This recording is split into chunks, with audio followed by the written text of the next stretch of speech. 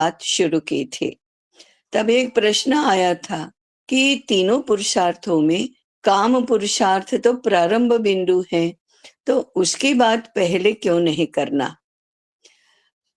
हमने ऐसा समझा कि काम पुरुषार्थ तो साहजिक रूप से हमारे साथ रहा ही है, माने वही तो प्रारंभ बिंदु है।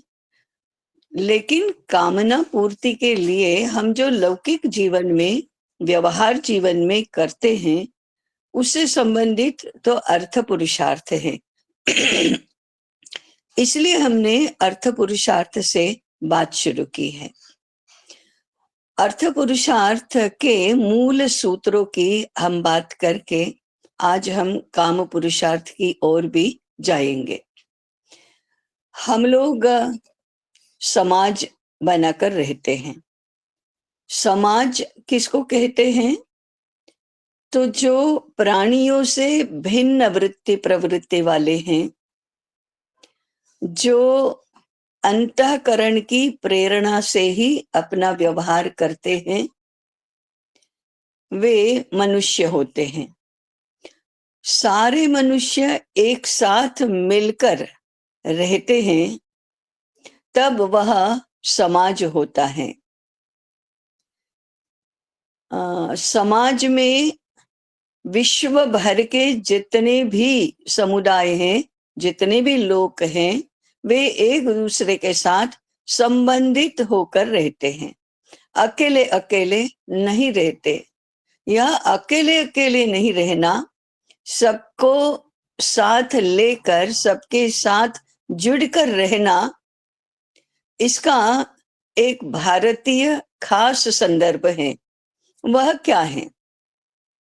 सबके साथ आत्मीय संबंध से जुड़ना और उसके आधार पर एक दूसरे का भला चाहते हुए, भला करते हुए, सबके लिए करुणा, प्रेम आदि भावों से जुड़कर सबके हित की कामना करके एक साथ रहना, वह भारतीय समाज की विशेषता है। यह भारतीय समाज की एक खास बात है। इसे कहते हैं आत्मीयता के संबंध। तो आत्मीयता के संबंध से जुड़कर जब हम साथ रहते हैं, तब हम समाज बनाकर रहते हैं, ऐसा कहा जाएगा। समाज के बारे में अधिक विस्तार से हम बाद में बात करेंगे, परंतु अर्थ पुरुषार्थ के लिए भी यह सूत्र स्वीकार करके चलना बहुत महत्वपूर्ण है, इसलिए उसका उल्लेख पहले किया है। समाज उत्तरोत्तर श्रेष्ठ बनना चाहिए। समाज सुख, शांति, समृद्धि, सुरक्षा आदि को लेकर एक साथ रहना चाहिए। समाज चिरंजीव रहना चाहिए। इसके लिए हम क्या करें? इसी का निर्देश ये त्रिवर्ग पुरुषार्थ में किया गया है। तो श्रेष्ठ समाज के दो लक्षण होते हैं, दो आयाम होते हैं। एक है संस्कृति और दूसरी है समृद्धि। संस्कृति की बात जब हम धर्म पुरुषार्थ की बात करेंगे तब करेंगे, परंतु अभी अर्थ पुरुषार्थ की बात करते हैं तो समृद्धि की बात करनी चाहिए। तो श्रेष्ठ समाज समृद्ध होना चाहिए। समृद्ध समाज का अर्थ है जो भी जीवन के लिए आवश्यक वस्तु है वह विपुल मात्रा में उपलब्ध होनी चाहिए। कहीं पर भी अभाव नहीं होना चाहिए। कहीं पर भी जो कुछ चाहिए वह आराम ही मिलता, विपुल मात्रा में उपलब्ध नहीं होता, ऐसा नहीं होना चाहिए। वैभव होना चाहिए। बहुत अच्छे पदार्थ मिलने चाहिए। मैंने भोजन करना है तो इतने विविध प्रकार के स्वादिष्ट और ऐसे भरपूर मात्रा में व्यंजन मिलने चाहिए। उसको समृद्धि कहते हैं। वस्त्र अलंकारों की बात करें तो श्रेष्ठ उत्कृष्ट गुणवत्ता के ऐसे वस्त्र हमको मिलना चाहिए, विपुल मात्रा में मिलना चाहिए। आवास है, भोजन है, वस्त्रालंकार है, मनोरंजन के साधन है, जो जो भी हम अच्छे जीवन के लिए कामना करते हैं वो सब विपुल मात्रा में उपलब्ध होना चाहिए। उसको हम वैभव कहते हैं, समृद्धि कहते हैं। ऐसा जहां उपलब्ध है उस समाज को हम समृद्ध समाज कहेंगे। भारत में ऐसे समृद्ध समाज की ही कामना की गई है। व्यक्तिगत जीवन हो या वैश्विक जीवन हो, सामुदायिक जीवन हो, समृद्ध समाज होना चाहिए। अब ऐसे भारत का समाज हमेशा समृद्ध रहा है। गरीब, दरिद्र, वंचित, शोषित, पीड़ित, ऐसे व्यक्ति की कभी कल्पना नहीं की गई है। ये सारे शब्द हमारे 150 वर्ष से प्रयोग में आने लगे हैं, सुनने में आने लगे हैं। बाकी कभी किसी को अभाव रहा ऐसा तो हमने नहीं सुना। एक राजा भी हमेशा कहता है मेरे राज्य में कहीं पर भी किसी को भी अभाव नहीं, कोई दीन नहीं, दुखी नहीं, दरिद्र नहीं, अभावों में रहने वाला नहीं। ऐसे राज्य की कामना राजा भी करता है और राजा उसकी व्यवस्था भी करता है। तो पहली बात है विपुलता। तो हमारा जो भारतीय अर्थशास्त्र है वह भी विपुलता का अर्थशास्त्र है, अभावों का अर्थशास्त्र नहीं है। आज हम जो पढ़ रहे हैं, पढ़ा रहे हैं और जिसमें व्यवहार कर रहे हैं वह अर्थशास्त्र तो अभावों का अर्थशास्त्र है, जो संपूर्ण समाज को दारिद्र्य की ओर ही ले जाने वाला है। तो पहला मुद्दा अर्थ पुरुषार्थ में हम ऐसे रहें, ऐसे बने, ऐसा करें कि संपूर्ण समाज समृद्ध हो, समृद्धि बनी रहे, समृद्धि की सुरक्षा हो और समृद्धि उपलब्ध हो। अब ऐसा कैसे होगा? इसके लिए तो हमें करना चाहिए, कुछ तो व्यवस्था करनी चाहिए, कुछ पद्धति विकसित करनी चाहिए। तो फिर हमने समृद्धि के लिए कौन सी पद्धतियां, कौन सी नीतियां विकसित की हैं? तो सबसे पहला है सभी को काम करना चाहिए। ये बात हमने गत चिंतन सत्र में भी बोली थी। सबको काम करना चाहिए, सबको उत्पादन की ओर जाना चाहिए, प्रोडक्टिव काम करना चाहिए, कुछ उत्पादन करना चाहिए। अब हमने ये भी देखा था कि समृद्धि के मूल आधार जो है, मूल स्रोत जो है, वह एक है प्राकृतिक संपदा। माने भगवान ने भारत भूमि को अत्यंत समृद्ध प्राकृतिक स्रोत दिए हैं। भारत का समुद्र रत्नाकर है, माने रत्नों का भंडार है। भारत की भूमि खनिज संपदा से समृद्ध है। भारत की मिट्टी अत्यंत उपजाऊ है। भारत में ही कहीं कहीं वर्ष में 3 फसलें होती हैं, 2 तो अधिकतर होती हैं और कहीं पर वर्ष में 1 ही फसल होती होगी। इतनी समृद्ध है। भारत का पानी अत्यंत पोषक है।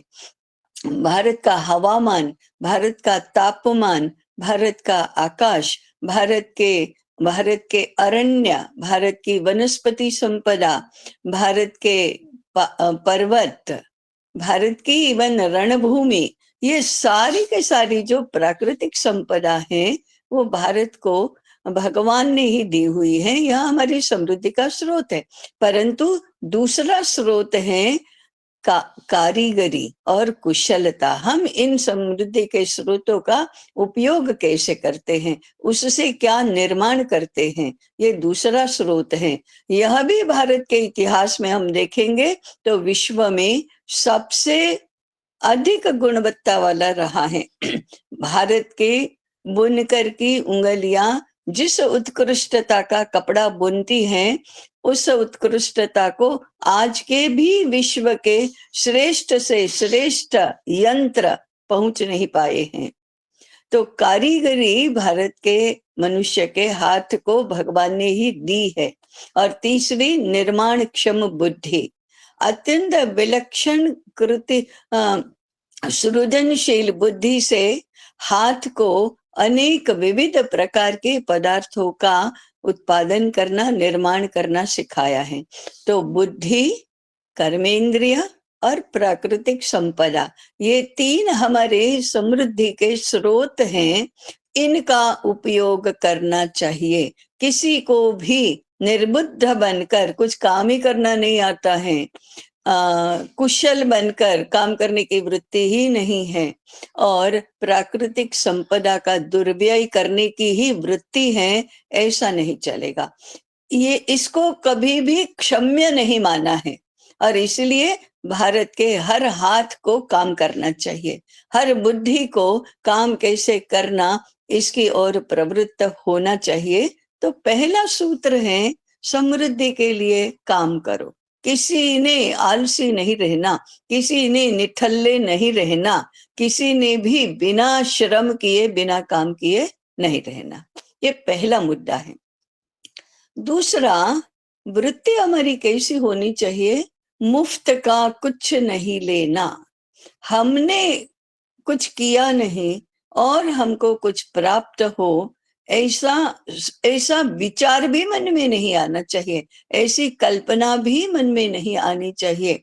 मुफ्त में लेने की वृत्ति वाला व्यक्ति तो कदाचित प्राप्त कर लेगा, परंतु वह दीन बनेगा, वह विवश बनेगा, वह दास बनेगा, वह पराधीन बनेगा। उसकी वृत्ति ही उसको पराधीन बनाएगी। वह कम गुणवत्ता वाला भी मिले तो ले लेगा, उसका स्वमान नहीं रहेगा। इसलिए सूत्र बनाया, मुफ्त में कुछ भी मत लो। और उसके साथ जुड़ा हुआ नियम बनाया, सूत्र बनाया, तुम जितना काम करते हो वह तुम्हें जो मिलता है उससे अधिक होना चाहिए। आपको समाज को देना चाहिए। तो देना महत्वपूर्ण बात है। फिर जब दोगे तो अपने आप ही बदले में कुछ मिलेगा। तो मिलेगा यह मापदंड नहीं है। हमने किसी के लिए कुछ किया, किसी को कुछ दिया, यह देने का विचार करना, यही मापदंड है। तो भारतीय समाज ने प्रतिष्ठा किसमें स्थापित की? कौन कितना देता है, कौन कितना दूसरों के उपयोग में आता है, कौन कितना दूसरों का भला हो इसलिए काम करना, उत्पादन करना, देना हमारा कर्तव्य है, ऐसा मानता है, उसके ऊपर उसकी प्रतिष्ठा निर्भर करती है। कौन कितना लेता है, कौन कितना प्राप्त करता है, कौन कितना समृद्ध संग्रह करता है, उसके आधार पर प्रतिष्ठा नहीं है। कौन कितना देता है उसके आधार पर प्रतिष्ठा है। इस बात ने हमारे सारे व्यवसायों का मूल आधार बनाया है कि हाथ को काम तो करना ही चाहिए, उत्पादन करना चाहिए। तो उत्पादन ये मूल बात है। समाज को समृद्ध होना है तो सभी हाथों ने निर्माण कार्य करना चाहिए, कुछ ना कुछ बनाना चाहिए। इस बनाने की प्रवृत्ति और वृत्ति को उद्योग कहते हैं। उद्योग से उत्पादन होता है। तो हर हाथ को उत्पादन में प्रवृत्त होना चाहिए, खाली नहीं बैठना चाहिए। अब उत्पादन के लिए कुछ नियम बनाए। क्या नियम बनाए? तो समाज की समृद्धि का आधार भौतिक पदार्थों के उत्पादन पर रहेगा। जो अभौतिक है उन पदार्थों के उत्पादन और वितरण विनिमय से समृद्धि नहीं आकी जाएगी। उदाहरण के लिए मैं किसी को पढ़ा रही हूँ, वह भौतिक समृद्धि का स्रोत नहीं बनेगा। मैं किसी की सेवा कर रही हूँ, वह भौतिक समृद्धि का स्रोत नहीं बनेगा। मैं किसी को धर्म का उपदेश दे रही हूँ, किसी के झगड़े सुलझा रही हूँ, तो मैं काम तो कुछ नहीं कर रही, माने उत्पादन तो भौतिक पदार्थ का हो ही नहीं रहा है। मेरा दिन तो ऐसे ही चला जाता है कि मैं न्याय करती हूँ, मैं उपदेश करती हूँ, मैं सेवा चाकरी करती हूँ, मैं पढ़ा रही हूँ, ज्ञान दे रही हूँ। तो उससे भौतिक समृद्धि नहीं प्राप्त होगी, ये आधार नहीं है। ये पहली बात है कि उत्पादन भौतिक पदार्थों का होगा। हाँ, मैं अन्न का उत्पादन कर रही हूँ, ठीक बात है। मैं कपड़े का उत्पादन करती हूँ, ठीक बात है। मैं मिट्टी के पात्र बना रही हूँ, ठीक बात है। मैं लकड़ी का फर्नीचर बना रही हूँ, ठीक बात है। मैं आवास बना रही हूँ, ठीक बात है। ये सब भौतिक पदार्थ हैं और भौतिक पदार्थों का निर्माण है। तो इससे समाज की समृद्धि आकी जाएगी, इसी को उद्योग कहते हैं। तो उद्योग ये मूल बात है, और किसी भी समाज को समृद्ध होना है तो समाज के अधिकांश लोगों को उद्योगशील बनना होगा, और उद्योगशील के साथ साथ उद्यमशील बनना होगा। आज भी उद्योग तो चल रहे हैं, परंतु हाथ से काम करने वाले उद्योग नहीं है, मशीन से चलने वाले उद्योग हैं। तो ये भी समृद्धि का स्रोत तो नहीं बनेगा। इसलिए हाथ से काम करो, हाथ से निर्माण करो, हाथ से उत्पादन करो, भौतिक पदार्थों का उत्पादन करो और उससे समृद्धि प्राप्त करो। ये समाज का, भारतीय समाज का अर्थ पुरुषार्थ है। यह व्यक्तिगत भी है और सामूहिक भी है। तीसरा, अब उत्पादन है तो उत्पादन के भी कुछ नियम हैं। पहला तो भौतिक पदार्थों का है उत्पादन करना, ये है। परंतु भौतिक पदार्थ भी तो अनेक प्रकार के होते हैं। उनमें से कौन से भौतिक पदार्थों का उत्पादन करना, कौन से नियम उसको लागू होंगे? सबसे पहला, ऐसे भौतिक पदार्थों का, पहले तो निर्बंध की बात है, ऐसे भौतिक पदार्थों का उत्पादन नहीं करना जिससे प्रकृति का पर्यावरण नष्ट हो, पर्यावरण का प्रदूषण हो, पर्यावरण की हानि हो। ऐसा उत्पादन बिल्कुल नहीं कर सकते। वह अधर्म है, वह पाप है, वह दंड के योग्य है, वह बिल्कुल ही नहीं चलेगा। एक भी शास्त्र इसको मान्यता नहीं देगा। एक भी समझदार व्यक्ति की बुद्धि इसको मान्यता नहीं देगी। राज्य का कोई कानून इसको मान्यता नहीं देगा। ये दंड के भागी होंगे, यह अपराध होगा, इसका यह दोष होगा, इसको दंड मिलना ही चाहिए। ये सबसे पहला नियम है। अब हम तो देखते हैं कि आज इसका ये न तो कानून है, न दंड है, न पाप है, न अपराध है, न दोष है, कुछ भी नहीं है। लेकिन पहला नियम भारतीय अर्थ पुरुषार्थ का यही है कि आप ऐसी वस्तु का उत्पादन नहीं कर सकते जिससे पर्यावरण की हानि हो। और इसका प्रमाण हमको इतिहास में मिलता है। 10,000 वर्षों से भारत में खेती होती आई है, कभी भी भूमि की उर्वरता कम नहीं हुई, कभी भी भूमि बंजर नहीं बनी। गुणवत्ता, जो फसलों की गुणवत्ता है, वह बनी रही। कभी भी पानी का प्रदूषण नहीं हुआ, कभी भी वायु का प्रदूषण नहीं हुआ, कभी भी प्रदूषण जन्य रोग नहीं हुए, कभी भी प्रदूषण जन्य अस्वास्थ्य नहीं हुआ। ये तो प्रमाण है कि हम इसी प्रकार से उत्पादन करते आए हैं। और तब भी भारत की भूमि में इतना अन्न उगता है कि वह तो आवश्यकता के से बहुत अधिक है। पूरे विश्व को हम अन्न दे सकते हैं। इतनी भूमि और मनुष्य की वृत्ति दोनों का सामंजस्य है और खेती करने की कुशलता है। तो सभी प्रकार के उद्योगों का पहला सूत्र ये है, पर्यावरण की हानि नहीं होना। दूसरा, हम उत्पादन करेंगे, उसका उपभोग तो सर्वजन समाज करेगा। तो दूसरा नियम है उपभोक्ता जो उत्पादित वस्तुओं का प्रयोग करता है, उपभोग करता है, उसके स्वास्थ्य की हानि नहीं होनी चाहिए, उल्टे उसका पोषण होना चाहिए, ये दूसरा नियम है। तो आज हम देखते हैं कि उत्पादन करने वाला इन बातों का तो विचार ही नहीं करता है, कभी भी विचार नहीं करता है। उपभोक्ता ने अपनी सुरक्षा की चिंता कर लेनी चाहिए, कोई गारंटी नहीं कि प्राप्त होने वाली वस्तु स्वास्थ्य के लिए हानिकारक है या नहीं है।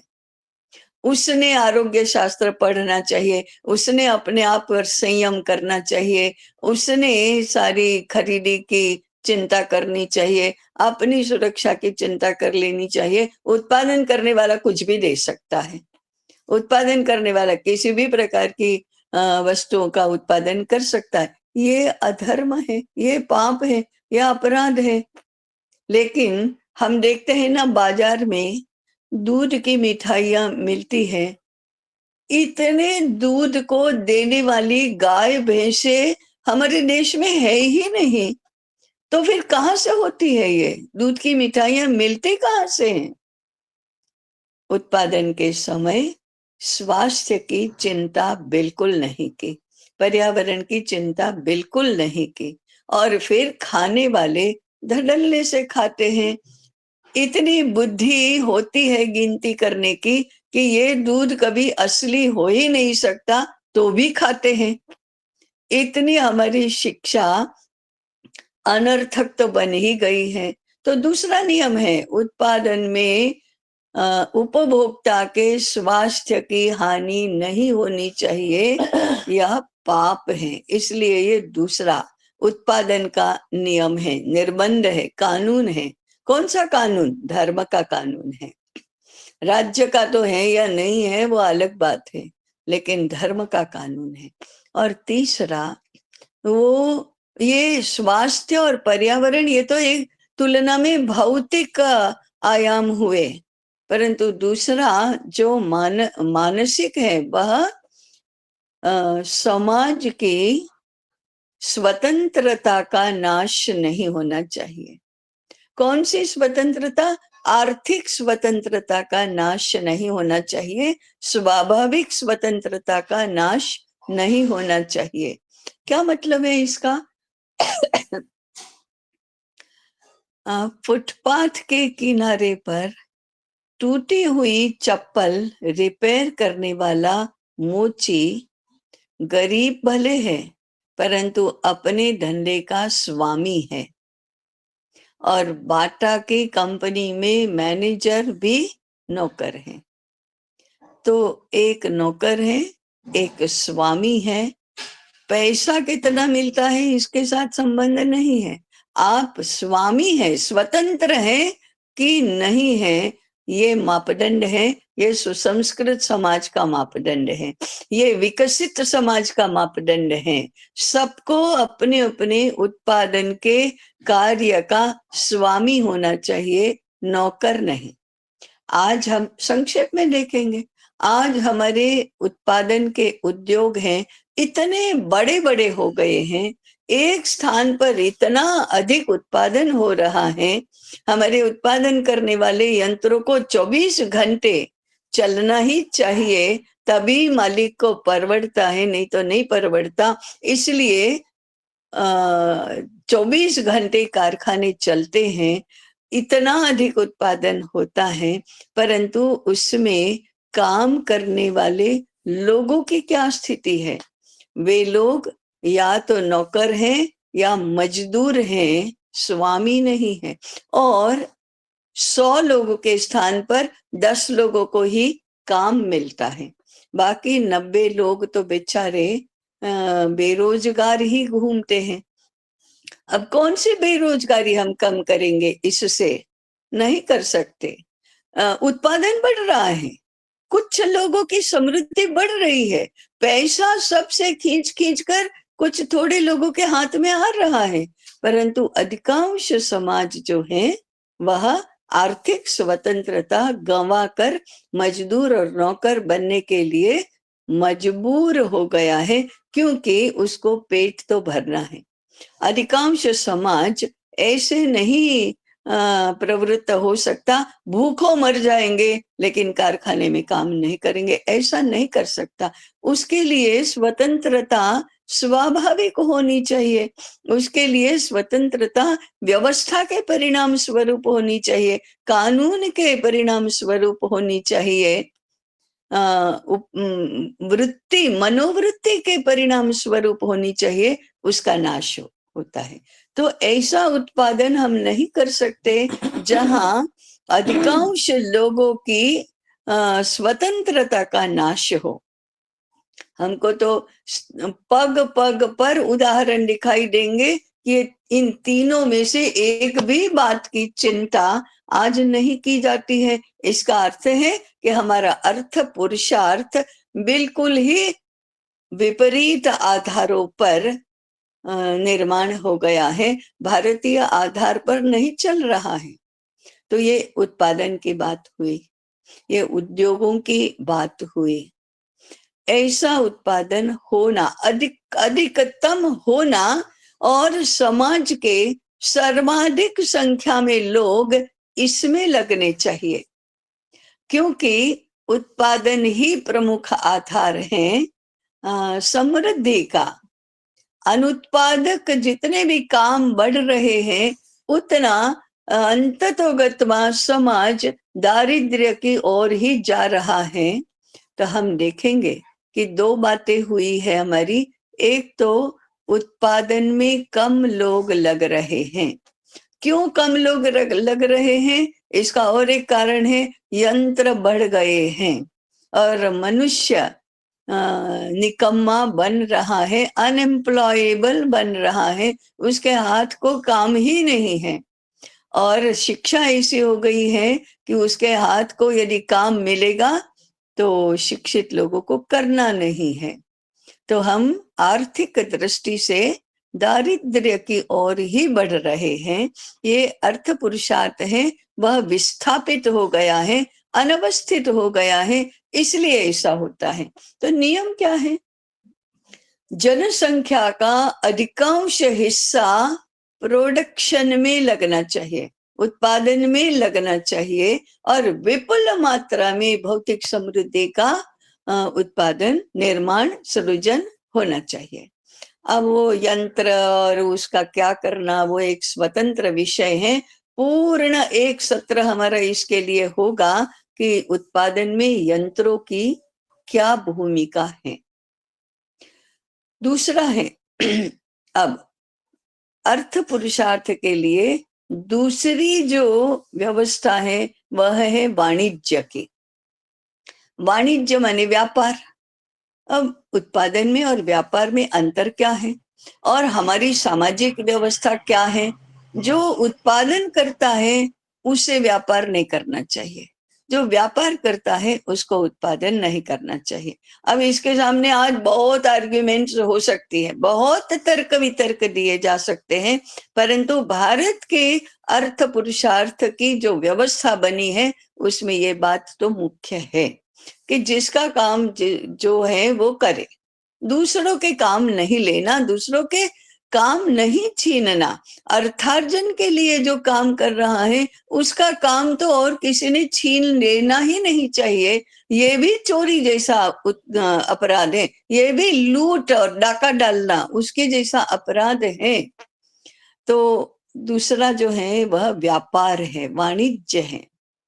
भारत में वाणिज्य की परंपरा विश्व में सर्वश्रेष्ठ रही है।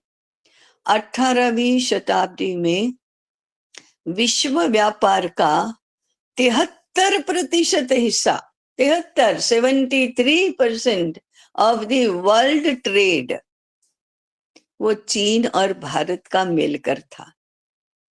40% चीन का, 33% भारत का।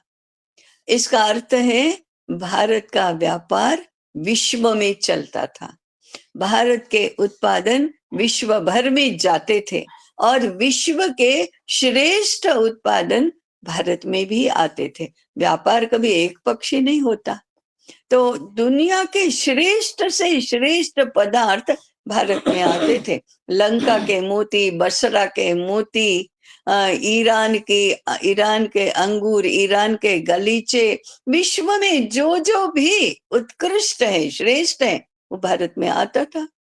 सुवर्ण भारत में आता था। भारत से जो भी बाहर जाता था उसके बदले में सुवर्ण आता था।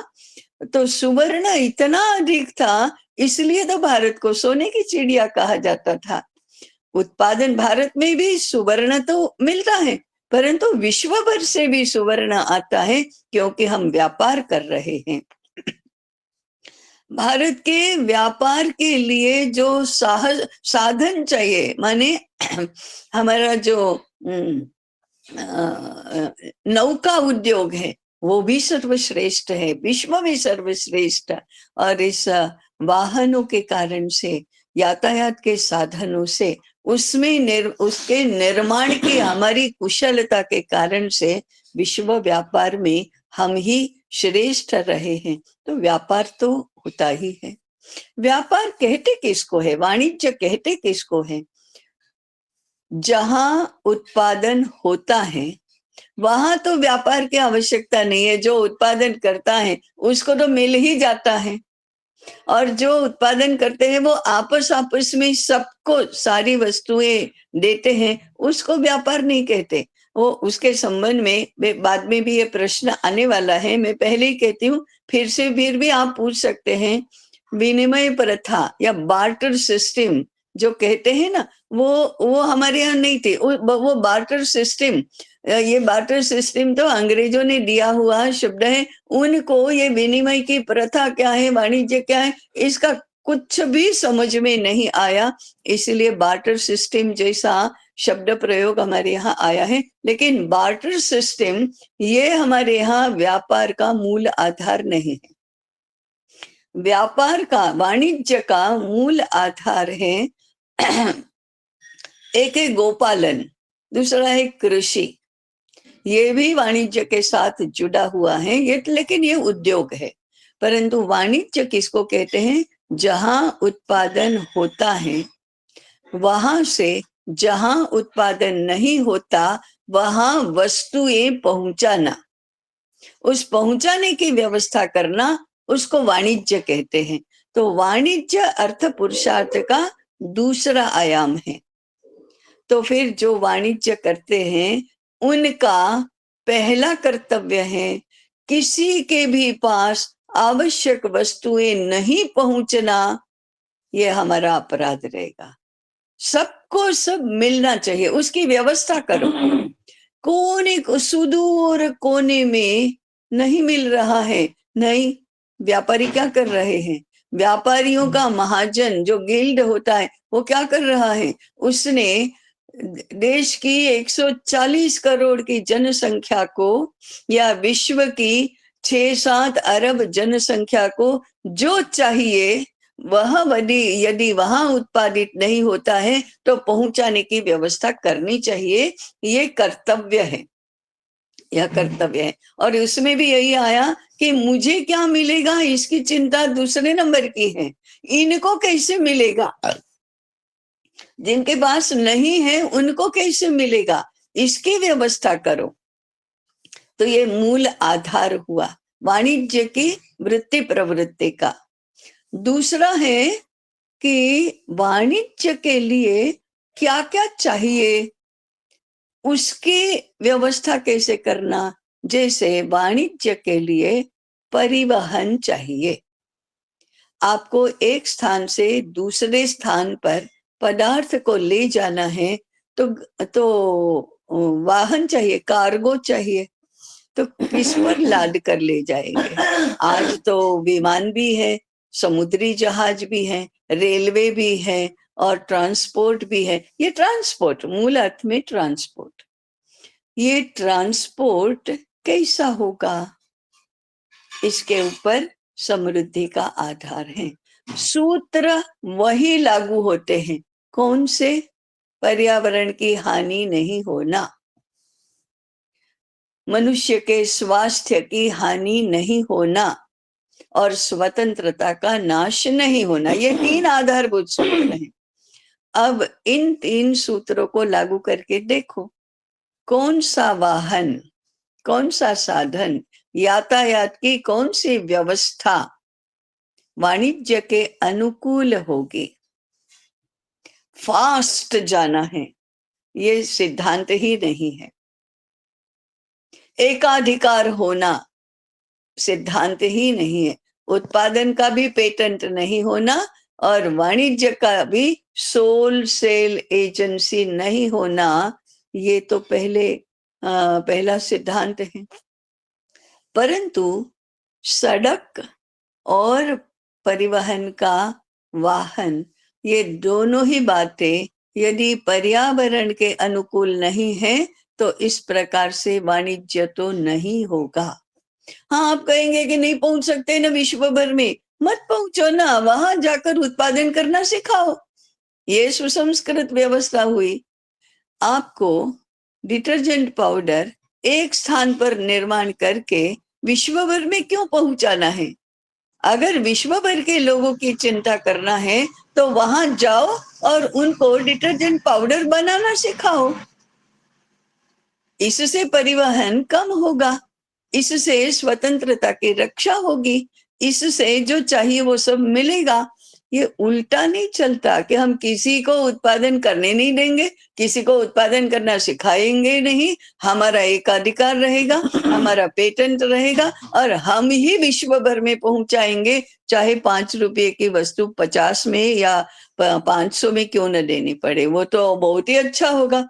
उत्पादन खर्च 5 रुपया, प्राप्ति 500 रुपया, तरक्की कर रहे। ये तो अधर्म है, यही अपराध है, ये सोच ही भारतीय नहीं है। तो वाणिज्य में पहले होता है परिवहन व्यवस्था। परिवहन के कारण से पदार्थ की कीमत बढ़ती है तो वो अनर्थ शास्त्र है, अर्थशास्त्र नहीं है। दूसरा, जो अनिष्ट आज घुस गया है वह है विज्ञापन। विज्ञापन के कारण से क्या क्या हो रहा है। विज्ञापन के कारण से नहीं चाहिए ऐसे पदार्थ भी हम क्रय करते हैं, नहीं चाहिए उससे बहुत अधिक मात्रा में पदार्थों को क्रय करते हैं। महंगा होता है विज्ञापन के कारण से तो भी हम क्रय करते हैं। तो इधर तो उपभोक्ता की बुद्धि का नाश है, इधर अनप्रोडक्टिव इकोनॉमी बढ़ रही है। क्योंकि वह उत्पादन तो नहीं हुआ, वह तो कीमत बढ़ाने वाला हुआ। तो फिर हम ये इस प्रकार का विज्ञापन भारतीय सिद्धांत की दृष्टि से भी कहेंगे तो मैंने उत्पादित की हुई वस्तु का मैंने ही गुणगान करना, ये आत्मश्लाघा, ये तो निंदनीय अपराध है। उपभोक्ता कहेगा ना ये अच्छा है, तो माउथ टू माउथ पब्लिसिटी हमारी विश्व भर में होती ही रही है। परंतु आज विज्ञापन उद्योग ने अनर्थकारी अर्थशास्त्र को जन्म दिया है। तीसरा, पैकिंग। ये क्या है? पैकिंग से पदार्थ खरीदने वाला ग्राहक भी निर्बुद्ध है और पैकिंग से आकर्षण बढ़ाने वाला और वितरण बढ़ाने वाला, व्यापार बढ़ाने वाला, वाणिज्य बढ़ाने वाला व्यापारी अपराधी है। निर्बुद्ध ग्राहक और अपराधी वृत्ति वाला व्यापारी, ये तो अनर्थकारी अर्थ है। इससे भला नहीं होता, इससे समृद्धि नहीं आती। तो हम कैसे करेंगे फिर? पैकिंग के पीछे नहीं जाएंगे, क्योंकि पैकिंग तो हम फेंकने वाले हैं और प्लास्टिक का पैकिंग तो और प्रदूषण बढ़ाने वाला है। तो अंदर की वस्तु की कीमत है या पैकिंग की? अब ये शिक्षा का ही प्रश्न आता है कि हम ऐसे लोगों को पढ़ाते ही नहीं कि आप पैकिंग के पीछे मत जाइए, ये तो बुद्धिहीनता है। और चौथा है बिचौलिए। जितने बिचौलिए अधिक होते हैं उतनी वस्तु की कीमत बढ़ती जाती है। ये वाणिज्य के अनर्थ हैं, ये वाणिज्य के दूषण हैं। तो ये जो है कि उत्पादन और व्यापार, ये दोनों आज हम इतने विपरीत दिशा में पहुंच गए हैं कि इनको हम समझ ही नहीं पाते। ये हो क्या रहा है? ये दारिद्र्य बढ़ाने वाला, अस्वास्थ्य बढ़ाने वाला, प्रदूषण बढ़ाने वाला अर्थशास्त्र है। भारत में इसको कभी भी मान्यता नहीं दी गई है, और तब भी हम विश्व में समृद्धतम समाज रहे हैं। भारत में जो समृद्धि है उसकी तो विश्व में कल्पना भी नहीं की जा सकती है, स्वप्न भी नहीं आते हैं कि इतनी समृद्धि होगी। हमारे स्वर्ग की कल्पना हम करते हैं तो दुनिया को तो इसको समझ में ही नहीं आता, इसकी कल्पना में भी नहीं आता इतनी समृद्धि। इसके लिए मैंने दो बातें की, उत्पादन और व्यापार। देश की 140 करोड़ जनसंख्या में से 100, 110, 120 करोड़ जनसंख्या को काम करने में लगना चाहिए, श्रम करने में लगना चाहिए, उत्पादन और वाणिज्य के क्षेत्र में कार्यरत होना चाहिए। तब व्यक्ति की समृद्धि बढ़ती है, समाज की भी समृद्धि बढ़ती है, और चिरंतन समृद्धि, कल्याणकारी समृद्धि, वैभवकारी समृद्धि तब हमको मिलती है। हजारों वर्षों के इतिहास ने सिद्ध किया है कि भारत में ऐसा ही रहा है, और इसलिए भारत को समृद्धि भी प्राप्त होती रही है। हम अन्य दो बातों की, अब हरेक को अर्थार्जन तो करना ही चाहिए, अर्थार्जन से ही भौतिक जीवन का योगक्षेम चलेगा। तो योगक्षेम के और रास्ते कौन से हैं? सबसे पहला तो ये उद्योग है, दूसरा व्यापार है। और कौन से रास्ते हैं, इसकी चर्चा हम अगले सत्र में करेंगे। एक बात आपको यदि ध्यान में आई हो तो जितनी भी अभी अर्थशास्त्र के सिद्धांतों की बात की, वे सब धर्म के अनुकूल हैं। धर्मानुकूल अर्थशास्त्र ही भारत का अर्थ पुरुषार्थ है, उसका मूल सिद्धांत है। इस बात को हमें समझना चाहिए। धर्म के बिना अर्थ की बात ही हम नहीं कर सकते। धर्म की स्वतंत्र चर्चा तो हम करेंगे ही, परंतु जितना भी अभी अर्थ का सिद्धांत हमने बताया, वो सारा का सारा धर्म और अधर्म से ही सही गलत के दायरे में आता है। तो ये इन दो बातों का हमने अभी चिंतन किया। आगे और रास्ते कौन से हैं? मुझे लगता है कि अर्थ पुरुषार्थ के लिए हमने थोड़ा और भी समय लगाया तो वह निरुपयोगी नहीं होगा या अतिरेकी नहीं होगा, क्योंकि अंततो गत्वा समृद्धि प्राप्त करने का अधिकार सबको है, समृद्ध बनने का अधिकार सबको है, और ऐसा भाग्य सबको मिलना चाहिए, क्योंकि समृद्धि से ही धर्म और संस्कृति की रक्षा होती है। जो कहते हैं ना, बुभुक्षितः किन्न करोति पापम। अरे भूखा भूखा आदमी अब यदि पाप करता है तो वो पाप नहीं है। क्यों नहीं? खाना तो सबको मिलना चाहिए। इस खाने को छीनने वाला अर्थशास्त्र तो अधर्मी अर्थशास्त्र है। इसलिए हमें अर्थ पुरुषार्थ को व्यवस्थित करने की बात सबसे पहले करनी चाहिए। इन्हीं बातों के साथ मुझे लगता है कि समय हो गया है, तो आज हम यहीं पर रुकेंगे। आगे आपकी जिज्ञासा, आपके अभिप्राय, आपके प्रश्न, यहीं रुकती हूँ। नमस्कार। इसमें बताया ही नहीं है, क्योंकि मैंने सोचा कि ये इतना महत्वपूर्ण विषय है कि हमें इसके लिए थोड़ा अधिक समय देना होगा। तो हम एक सत्र में ये बार्टर सिस्टम क्या है, कहाँ से आया, कैसे आया, इसकी जरूर बात करेंगे। ठीक है जी, बस ये जी।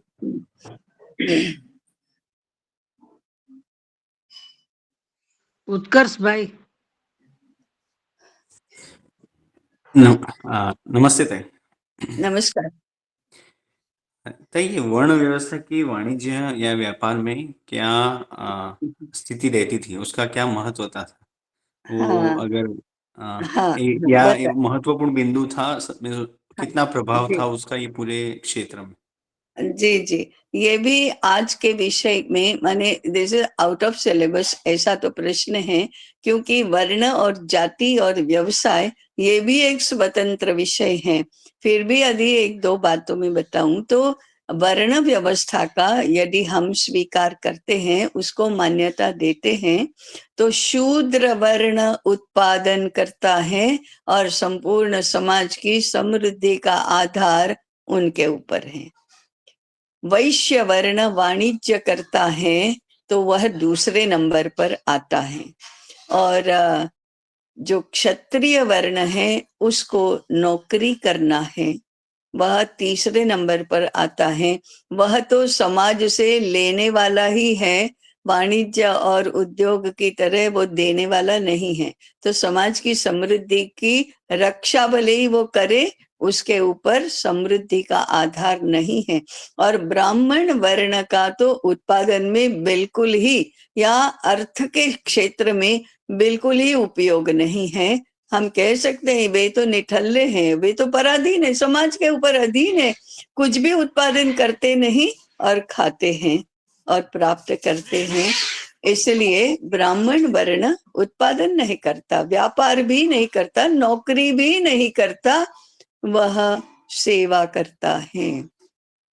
इसलिए समाज में ब्राह्मणों की संख्या सबसे कम होनी चाहिए और शूद्रों की संख्या सबसे अधिक होनी चाहिए।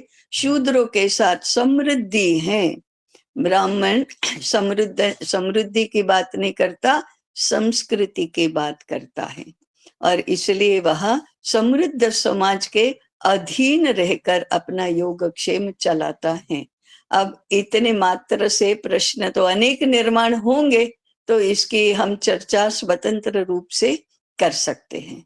जाति इसी मुद्दे के साथ जुड़ी हुई व्यवस्था है। वो आज हमने सारा घालमेल कर दिया, सारी अनवस्था निर्माण कर दी। इसका कारण ये है कि हमने सही में अध्ययन करने का विचार ही नहीं किया कि ये सब है क्या मामला, इतना गड़बड़ कैसे हो गया। जाति व्यवस्था तो वेद काल से चली आई है, और कभी भी इतना विवाद और इतनी अनवस्था, इतने झगड़े, इतने इतनी समझ का अभाव कभी नहीं रहा। तो ये है क्या, इसका स्वतंत्र विचार हमको करना ही चाहिए।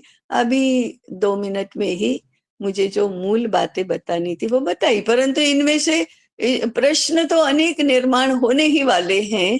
ये तो सही है, जैसे अभी रक्षा जी ने बार्टर सिस्टम का कहा, वो भी एक बहुत बड़ा विषय है।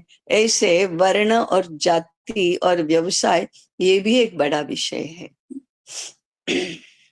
ताई, इसमें जो पुत्र पिता से व्यवसाय सीखता था, जी उस हिसाब से जो वर्ण व्यवस्था चलती थी, उससे उसमें समृद्धि आती थी, या उससे वो किस दिशा में समाज जाता था? बस आउट वो उस परिप्रेक्ष्य में प्रश्न था। देखो, प्रश्न ऐसे होते हैं जो सुना उसमें से निर्माण होते हैं, जो सुना ही नहीं उसके बारे में आप प्रश्न पूछेंगे तो हम तो फेल ही होंगे ना फिर। तो ये समझ जो गए। आपका प्रश्न है ना, नहीं, ये जो आपका प्रश्न है वो भी महत्वपूर्ण है। मैं इस अर्थ के साथ जुड़े सारे प्रश्न अत्यंत महत्वपूर्ण है, और हमने उसका सांगोपांग विचार करना ही चाहिए। इसलिए आपने जो पिता पुत्र का, परिवार का, व्यवसाय और ये प्रश्न किया, वो भी बहुत महत्वपूर्ण है। उसका भी माने ये सारे जो विषय है ना, उनका स्वतंत्र एक चिंतन सत्र में पूरा समय देकर हम विचार करेंगे। अभी मैं इसमें जाऊंगी तो ये हमारे जो अभी 10 मिनट बच्चे हैं ना, वो भी समाप्त हो जाएंगे और कम पड़ जाएंगे। इसलिए परंतु आपका प्रश्न विचारणीय है अवश्य, और इसका विचार हम अवश्य करेंगे, इतना ही अभी कह सकती हूँ। धन्यवाद ताई। हाँ, ये विषय बहुत बड़ा सागर जैसा है, इसलिए इसका विचार भी अधिक समय देकर हमको करना चाहिए।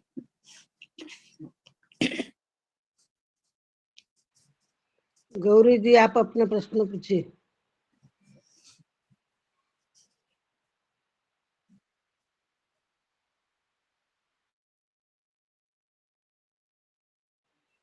गौरी जी, आपने अपना हैंड राइज किया था, आप प्रश्न पूछिए। सॉरी ताई जी, मेरा आवाज खराब है, फिर भी मैं कोशिश करती हूँ बात करने की। हाँ, पहले जमाने में इंडिया को गोल्ड की चिड़िया बोलते थे। क्या भाषा का क्या महत्व है? क्योंकि भाषा तो हमें तब हर किसी की आती नहीं थी, हर देश की। बट आज अगर हमें कहीं जाना है तो भाषा का इतना ज्यादा महत्व होता है, तो हमारा बिजनेस कैसे चलता था तब? हाँ, देखो चलता ही था, और भारत के व्यापारी तो विश्व भर में जाते ही थे। इसका अर्थ है कि भाषा का कोई व्यवधान नहीं आता था, और हमको भी कभी नहीं लगता था कि उनकी भाषा माने अंग्रेजी भाषा में ही होगा, यूरोप की भाषा में ही होगा, ऐसा नहीं लगता था। तो ये आज भी हमारी ये मिथ है कि अंग्रेजी के बिना विश्व व्यापार नहीं हो सकता। आप अंग्रेजी नहीं जानते हैं, परंतु आप उत्पादन अच्छा करते हैं, तो आप विश्व में कहीं पर भी जाकर व्यापार कर सकते हैं। आप में यदि स्वमान है, स्वाभिमान है, अपनी भाषा के प्रति प्रेम है और हीनता बोध नहीं है, तो अंग्रेजी के बिना भी विश्व में कहीं पर भी जा सकते हैं, जो करना है वो कर सकते हैं। व्यापार ही क्यों, अन्य बातें भी कर सकते हैं।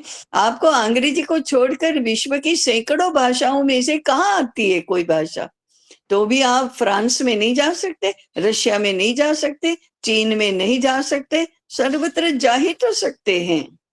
इसलिए बिजनेस कैसे चलेगा, ये तो प्रश्न ही नहीं है। अनेक अंतरराष्ट्रीय हीरो का व्यापार करने वाले व्यापारी स्वयं अंग्रेजी नहीं जानते हैं, और अगर वे कहें कि हमको अंग्रेजी नहीं आती, नहीं बोलना, तो वे जरूर आपकी भाषा हिंदी, गुजराती, मराठी सीखने लगेंगे। एक बार कहो, ये भाषा के साथ तो राष्ट्रीय स्वाभिमान इतना जुड़ा हुआ है कि एक बार आप कहो कि हमारे साथ बात करनी है तो हिंदी में बात करनी होगी, या हम जहां भी आएंगे हिंदी में ही बात करेंगे, तो विश्व की सभी प्रमुख यूनिवर्सिटीज में कल हिंदी भाषा के डिपार्टमेंट शुरू हो जाएंगे। लेकिन हमको कहने की हिम्मत कहाँ है? प्रश्न इसका है, साहस का है, स्वाभिमान का है, सामर्थ्य का है, भाषा का नहीं है। भाषा जी का नहीं, विश्व का भी नहीं है, हमारा ही है। विश्व नहीं कहता कि हमारी भाषा में बात करो, विश्व तो देखता है कि ये हमारी भाषा में बात करते हैं, तो हम इनको बाध्य करेंगे कि हमारे साथ व्यापार करना है, हमारी भाषा में बात करो। जिस दिन देखेंगे कि ये तो नहीं बोलते हैं हमारी भाषा, उस दिन वे हमारी भाषा बोलना शुरू करेंगे, जी है ना? जी, धन्यवाद। हाँ जी। प्रशांत जी सावंत।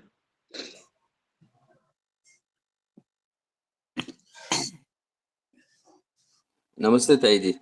नमस्कार। मुझे एक प्रश्न था कि हाँ। पहले हम अ, जैसे अभी विश्व व्यापार करना है, तो अभी कैसे जहाज है और जो गति से जाते हैं, तो पहले हम सिर्फ जहाज से जाते थे, मतलब हाँ, जल का ही हाँ, उपयोग, हाँ, जल हाँ, मार्ग से नौका जाते थे, नौका से जाते थे। नौका हाँ, से जाते थे। हाँ। और तो वो कैसे पोसाता था, मतलब टाइम ज्यादा लगता था। तो और लगता था। इस पृष्ठ में अभी अभी भी देखेंगे, अगर अभी हमें वाहन से कहीं पे भी कुछ पहुंचाना है, हाँ, तो हम कैसे टेम्पो वगैरह कर लेते थे। तो अगर बैलगाड़ी से या हाथ की साइकिल हाँ, से या ऐसा हाँ, कोई जाएगा, हाँ, तो कैसे हाँ, पोसाएगा, मतलब जो लेके जाता है उनको भी और जो मंगाता है उनको भी। तो इसके हम्म। बारे में थोड़ा। हाँ, तो आपको गति के सिद्धांत को, गति नहीं चाहिए, वेग नहीं चाहिए, प्राकृतिक गति से हम चलेंगे, ये यदि आधारभूत सिद्धांत बनाया तो समय के साथ नष्ट होने वाले पदार्थों का व्यापार नहीं करेंगे। जैसे आज है ना, अन्न, तैयार भोजन विदेशों में जाता है, ये तो कल्पना भी नहीं हो सकती ना। आप वहां जाकर उनको भोजन बनाना सिखाओ ना।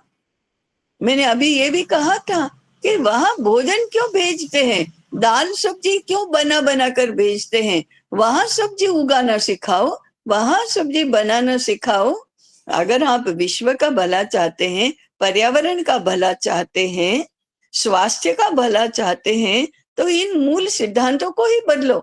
हमारे पास बैलगाड़ी को छोड़कर और कोई वाहन नहीं है। धर्म आपको अनुमति नहीं देता हवाई जहाज की, धर्म आपको अनुमति नहीं देता पेट्रोल संचालित वाहन की। अब जो करना है करो। नहीं जा सकता ना 500 किलोमीटर दूर, नहीं जा सकता ना 5000 किलोमीटर दूर, तो मत भेजो। जो जा सकता है 3-4 महीने के बाद पहुंच सकता है तो भी खराब नहीं होता, ऐसे पदार्थों का वाणिज्य करो, ऐसे पदार्थों के लिए वाहन का प्रयोग करो, परिवहन का प्रयोग करो। आज आप अनर्थकारी सिद्धांत को अपना लेते हैं और बाद में कहते हैं कि ऐसे तो कैसे होगा। नहीं होगा ना, नहीं होगा, बिल्कुल नहीं होगा।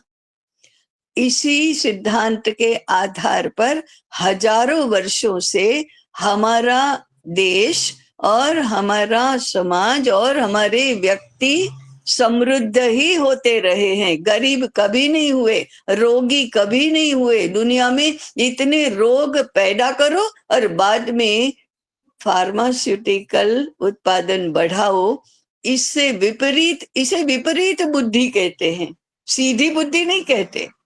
खाओ और तंदुरुस्त बनो, ये मूल सिद्धांत है। खाओ, रोगी बनो और दुनिया को रोगी बनाओ और फिर दवाइयां निर्माण करो, वो भी महंगी बेचो और अस्वास्थ्य करो, स्वास्थ्य खराब करो और पर्यावरण की हानि करो। ये कभी आर्थिक सिद्धांत हो सकता है? कभी सांस्कृतिक सिद्धांत हो सकता है? नहीं हो सकता। इसको विपरीत बुद्धि कहते हैं और ऐसी विपरीत बुद्धि देने वाले हमारे विश्वविद्यालय हैं। ऐसा अर्थशास्त्र सिखाने वाले, ऐसा उपभोग सिखाने वाले हमारे विश्वविद्यालय हैं, अर्थशास्त्र हैं। इसी की तो चिंता करना है, इसी के उपाय के रूप में ही तो व्यास विद्यापीठ चलाना है, राम विद्यापीठ चलाना है। ये चल क्या रहा है? हम दुनिया को विनाश की ओर ले जा रहे हैं। इसलिए मूल में जाकर चिंतन करो। लीकेज होगा ना, होने दो, मत करो ऐसा व्यापार। कोई ये नहीं कहता कि व्यापार मत करो और गरीब बनो, नहीं, इस पद्धति से व्यापार करो कि आप समृद्ध बने रहेंगे, आपकी समृद्धि बढ़ती रहेगी और आपके साथ सभी की समृद्धि बढ़ती रहेगी। धन्यवाद ताई जी। हाँ, तो चिंतन शुरू करो। आज के आज जो कुछ कर रहे हैं वो छोड़ो नहीं, परंतु चिंतन शुरू करो। प्रणाम ताई, समय हो गया मगर प्रश्न रखना चाहता हूँ, उत्तर भले बाद में मिले। अभी वो जिसको आपके प्रश्न पूछना है वो अपने गट में प्रश्न डाल सकते हैं, अभी समय हो गया है। और विनोद जी, हम व्यक्तिगत बात कर सकते हैं। जी ताई, जी ताई।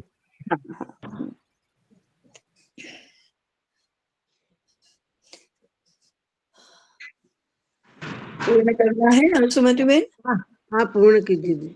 इसमें से जो विश्व के जैसा विचार हमको लगता है वो निकलेगा। उस विश्व को पीने वाले भगवान शंकर भी होने चाहिए, वे भी आएंगे और हमको उस विश्व से बचाएंगे। परंतु हम मंथन ही नहीं करेंगे तो मंथन के अंत में जो अमृत मिलता है वो भी नहीं मिलेगा। विश्व से शुरू होता है, अमृत में समापन होता है। इसी को भगवत गीता में सात्विक सुख कहा है। तो हम घबराए नहीं, और निराश और न हो और नाराज भी ना हो कि ये कैसी कैसी बातें कर रहे हैं। इतने निवेदन के साथ हम पूर्ण करते हैं कल्याण मंत्र। सर्वे भवन्तु सुखिनः, सर्वे सन्तु निरामयाः, सर्वे भद्राणि पश्यन्तु, मा कश्चित् दुःखभाग् भवेत्। ओम शांति शांति शांति। सबको नमस्कार।